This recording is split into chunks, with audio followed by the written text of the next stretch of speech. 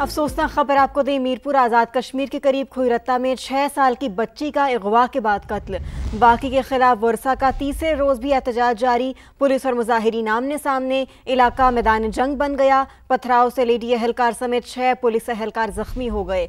मजीद जानते हैं समा के नुमाइंदे रिजवान अकरम से। रिजवान, ये क्या मामला हुआ और पुलिस ने क्या कार्रवाई की है इस हवाले से? जी बिल्कुल, आज से 2 माह कबल तस्मिया जो 6 साल बच्ची थी वो घर से वो अपने महल्ले से अगवा हुई, जो 2-3 रोज बाद पुलिस और अहले खाना और दीगर जो महल्ले वाले हैं उनके ढूंढने पर तकरीबन 2 दिन बाद वो उसकी डेड बॉडी जो है, मस्क शुदा डेड बॉडी, वो करीबी घर के करीबी एक खेत था, वहां से भी थी। उसके बाद पुलिस का जब तफ्तीशी अमल शुरू हुआ तो तफ्तीश पे जो लवाकिन है उन्होंने अदमे इत्माद का भी इजहार किया और अदमे इत्माद का इजहार करते हुए गुज़श्ता 2 माह से खुईरट्टा में ये जो एहतजाज का सिलसिला जारी है और गुज़श्ता 3 रोज से भी एहतजाज हो रहा था। मुजाहिरीन का यही मुतालबा था कि JIT DEI बनाई जाए, जिसमें फराजत का नुमाइंदा भी शामिल किया जाए, जो प्रॉपर। ठीक है, बहुत शुक्रिया रिजवान, आपने हमें अपडेट किया। अहम खबर आपको दें, पाकिस्तान और IMF के दरमियान दूसरे शशमाही इक़्तिसादी जायजा मुज़ाकरात जारी। IMF मिशन वफाकी वज़ीर ख़ज़ाना मोहम्मद औरंगज़ेब और सूबाई हुकूमतों से पीर को मुज़ाकरात करेगा। IMF ने सूबाई हुकूमतों से बजट सरप्लस अहदाफ में कमी की वजूहात मांग ली हैं। आलमी मालियाती इदारे ने तवानाई शोबे में गर्दिशी कर्जे के इनफ्लो के जल्द खात्मे का मुतालबा भी कर दिया है। इसी पर मजीद बात करेंगे, हमें ज्वाइन किया है समा के नुमाइंदा खुसूसी शकील अहमद ने। जी शकील, मजीद क्या डिटेल्स हैं आपके पास? देखिए, पाकिस्तान और IMF के दरमियान जो मुज़ाकरात हैं उसका आज तीसरा रोज है। तकनीकी सतह के मुज़ाकरात हैं, डाटा शेयरिंग का अमल जारी है। IMF मिशन वफाकी वज़ीर ख़ज़ाना मोहम्मद औरंगज़ेब और सूबाई हुकूमतों के नुमाइंदों से पीर को मुज़ाकरात करेगा। ज़राए का ये कहना है कि IMF ने सूबाई हुकूमतों से बजट सरप्लस अहदाफ में कमी की वजूहात मांगी हैं, क्योंकि 1200 अरब रुपए का हदफ था पिछले साल, लेकिन 921 अरब रुपए सरप्लस रहा। पंजाब 348 बिलियन, सिंध 283 बिलियन, पख्तूनख्वा 176 और बलूचिस्तान का 114 अरब रहा। KP की हुकूमत 29 सितंबर और 1 अक्टूबर को IMF मिशन को ब्रीफिंग देगी और इस तरह बाकी हुकूमतें भी। IMF मिशन को पावर डिवीजन ने भी ब्रीफिंग दी है। गर्ची कर्जे के प्लान से आगाह किया गया है कि इसका जो इनफ्लो है इसको जल्द खत्म किया जाएगा। IMF का ये मुतालबा है कि लाइन लॉसेस, बिजली चोरी रोकी जाए। कैपेसिटी चार्जेस में कमी का प्लान भी मांगा गया है और IMF को हुकाम को बताया कि पावर सेक्टर में इस्लाहात का अमल जारी है और जल्द बेहतरी आएगी। ठीक है, बहुत शुक्रिया शकील, आपने हमें अपडेट किया। दूसरी जानिब आपको बताएं कि लाहौर में एयर क्वालिटी इंडेक्स बढ़ने लगा तो शहर की अहम शाहराहों पर एंटी स्मोक गन से पानी का छिड़काव शुरू हो गया है। धूल कंट्रोल करने वाली गाड़ी फजा में 100 मीटर तक पानी का छिड़काव करने की सलाहियत रखती है। समा के नुमाइंदे दानियाल उमर इस वक्त प्रोजेक्ट डायरेक्टर के साथ मौजूद हैं, उनसे मजीद तफसीलात जानते हैं। जी दानियाल, ओवर टू यू। देखिए, पंजाब हुकूमत ने फ़िज़ाई आलूदगी पर काबू पाने के लिए डस्ट सप्रेशन व्हीकल्स जो हैं वो लॉन्च करने का फ़ैसला किया है और उनकी जो टेस्टिंग है उसका सिलसिला भी शुरू हो गया है। आप मेरे पीछे देख सकते होंगे, ये एंटी स्मोक गन्स हैं जो कि आज लाहौर की शाहराहों पर मुख्तलिफ स्पॉट्स के ऊपर इनको चलाया भी गया, इनको टेस्ट भी किया गया। इसके साथ साथ जो एयर क्वालिटी मॉनिटर्स हैं वो भी मौजूद थे। इसी पर बात करने के लिए इस वक्त मेरे साथ मौजूद हैं साजिद बशीर साहब जो कि प्रोजेक्ट डायरेक्टर हैं। इसकी उनसे बात करते हैं। ये 15 हमारी स्मोक कैनन गन्स हैं जो आने वाले 10 से 15 दिन के अंदर फुली ऑपरेशनल होंगी सिटी के अंदर। इसमें हमने 15 मुख्तलिफ मकामात जो हैं लाहौर के अंदर वो हमने चूज़ किए हैं जो हर एक अपने इस रेडियस को स्टिपुलेटेड को कवर करेंगी। और इसके साथ हमने लाइव जो मोबाइल AQMS सिस्टम है वो हर टाइम इसके साथ रहेगा और हम बिफोर एंड आफ्टर AQA का एनालिसिस भी जो है ना वो भी हम इशू करेंगे। 15 ये जो एंटी स्मोक गन्स हैं ये जल्द ही इनका कहना है कि लाहौर की सड़कों के ऊपर लॉन्च कर दी जाएंगी। जी, खबर यह है कि रोहड़ी में जख्मी होने वाली ऊँटनी चांदनी का कामयाब ऑपरेशन। ऊँटनी की surgery doctor Javed Khosu, doctor Zulfikar Rothu और डॉक्टर अली गोपान ने अंजाम दी। ऊँटनी की मेडिकल रिपोर्ट वज़ीर आला सिंध को मौसूल हो गई। मज़ीद तफसीलात जानते हैं समा के नुमाइंदे काजी हसन से। जी काजी हसन, बताइएगा इस हवाले से।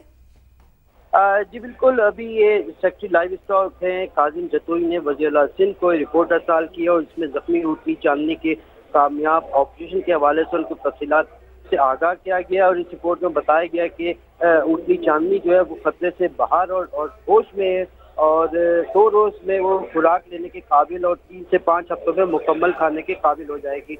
इस रिपोर्ट में ये बताया गया है कि इसकी एक पिछली टांग जो है वो काट दी गई थी ताकि वो जहर उसमें टांग ना भर पाए, जबकि वज़ीर आला सिंध ने ऊँटनी के बेहतरीन इलाज की जारी रखने की हिदायत करते हुए उसको कहा है कि मसनूई टांग लगाने के लिए जो भी माहिरीन की मदद दी जा सकती है वो ली जाए। ठीक है, बहुत शुक्रिया काजी हसन। अफसोसनाक खबर आपको दे दुनियापुर से। दुनियापुर के करीब ट्रेलर की मजदा को टक्कर 3 अफराद जान से गए।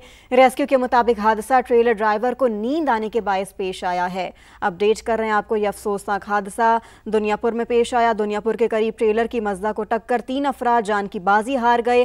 हादसा ट्रेलर ड्राइवर को नींद आने के बायस पेश आया।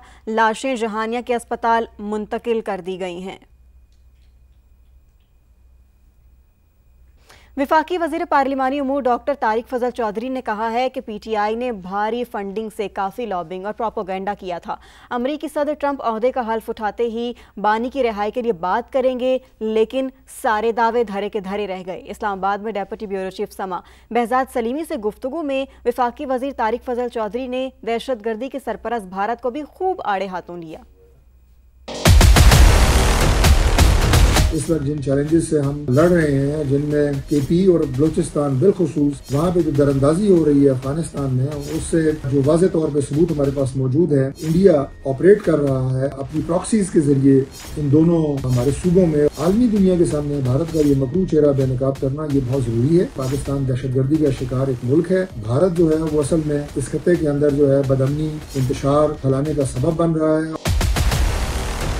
प्रेसिडेंट ट्रंप के इलेक्शन के दौरान पाकिस्तान तहरीक इंसाफ के लोगों ने बाकायदा अमेरिका में लॉबीज कंपनीज को हायर किया। इस बात को बहुत प्रोपेगेट किया गया कि प्रेसिडेंट ट्रंप जो है वो इक़्तिदार में आने के बाद पहला हुक्मनामा इमरान खान की रिहाई का जारी करेंगे, लेकिन ये उम्मीदें धरी की धरी रह गई।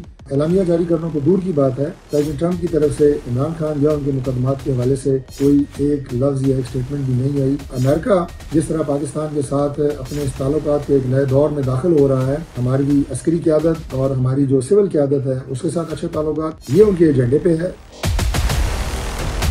एक और अहम मामला, 10 अरब डॉलर से जायद लागत के Reko Diq copper and gold mine मंसूबे में बड़ी पेशरफ्त। 1350 किलोमीटर रेलवे ट्रैक बिछाने का मुआहिदा 2 अक्टूबर को होगा। रेकोडिक माइनिंग कंपनी के साथ 39 करोड़ डॉलर का ब्रीज फाइनेंसिंग एग्रीमेंट तय पाएगा। इस्लामाबाद से शकील अहमद की रिपोर्ट देखिए।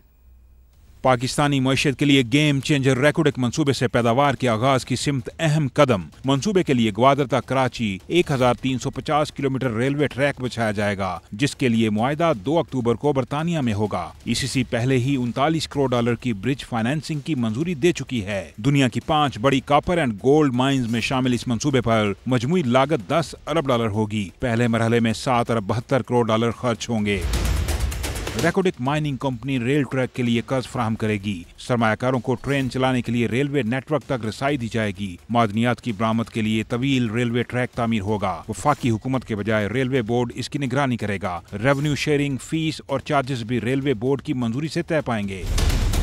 हुकूमत मंसूबे के पहले मरहले के लिए 3.5 अरब डॉलर कर्ज लेगी। आलमी मालियाती इदारों से मुज़ाकरात जारी हैं। रेकोडिक कॉपर मंसूबे के फेज 1 की लागत पहले 4 अरब 30 करोड़ और फिर 6 अरब 80 करोड़ डॉलर लगाई गई थी। मंसूबे से पैदावार 2028 में शुरू करने और पहले मरहले में सालाना 2 लाख टन कॉपर निकालने का हदफ है। पहला मरहला 2029 में मुकम्मल होगा, जबकि दूसरा मरहला 2034 में 3 अरब 30 करोड़ डॉलर से शुरू किया जाएगा। शकील अहमद, समा इस्लाम। अब आपको बताएं कि वफाकी वजीर तवानाई अवैस लगारी कहते हैं कि गर्दिशी कर्जा पाकिस्तान के लिए वबाले जान बन चुका। पीटीआई दौर में सर्कुलर डेट में रिकॉर्ड इजाफा हुआ। 1 साल के दौरान 816 अरब रुपए कमी कर दी गई। इस्लामाबाद में प्रेस कॉन्फ्रेंस करते हुए वजीर तवानाई ने बताया कि 1225 अरब के गर्दिशी कर्जों का हल बैंकों के जरिए सूद में कमी करके निकाला गया। 2018 के बाद वाली हुकूमत ने इनएफिशिएंसीज और बेईमानी का एक बहुत बड़ा बाजार गर्म किया था। गर्दिशी कर्जा पाकिस्तान के लिए एक वबाले जान है। 2400 अरब रुपए के साथ गर्दिशी कर्जे के बोझ के साथ ये हुकूमत संभाली और ये गर्दिशी कर्जा 2393 अरब रुपए से कम होके 1614 अरब रुपए के ऊपर हमने जून 2025 के अंदर ला खड़ा किया। 242 अरब रुपए डिस्कोज के नुकसानात के अंदर कमी, 363 अरब रुपए की मजीद कमी हम लेके आए। हमने जो IPPs के जितने कॉन्ट्रैक्ट्स रिव्यू किए थे, 1225 अरब रुपए का जो गर्दिशी कर्जा है उसको हमने बैंकों के साथ स्पेशल एग्रीमेंट करके 3.5 से लेके 5.5% की रेंज के अंदर सूद की बचत की।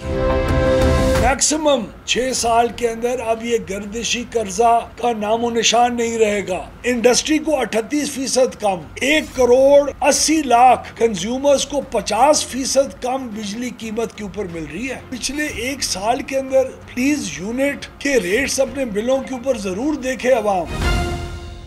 अब आपको बताएं कि वज़ीर-ए-आज़म की ज़ेर सदारत सैलाबी सूरत हाल और बहाली के इक़दामात पर जायज़ा इजलास। सैलाब मुतासरीन के लिए रिलीफ और बहाली की कार्रवाइयाँ तेज़ की जाएं, ऐसा कहा गया। वज़ीर-ए-आज़म की जानिब से सैलाबज़दा इलाकों में लोगों की बहाली तक चैन से नहीं बैठेंगे। पाकिस्तान माहौलियाती तब्दीली से मुसलसल मुतासिर हो रहा है। वज़ीर-ए-आज़म की ज़ेर सदारत सैलाबी सूरत हाल और बहाली के इक़दामात पर जायज़ा इजलास। सैलाब मुतासरीन के लिए रिलीफ और बहाली की कार्रवाइयाँ तेज़ की जाएं। सैलाबज़दा इलाकों में लोगों की बहाली तक चैन से नहीं बैठेंगे।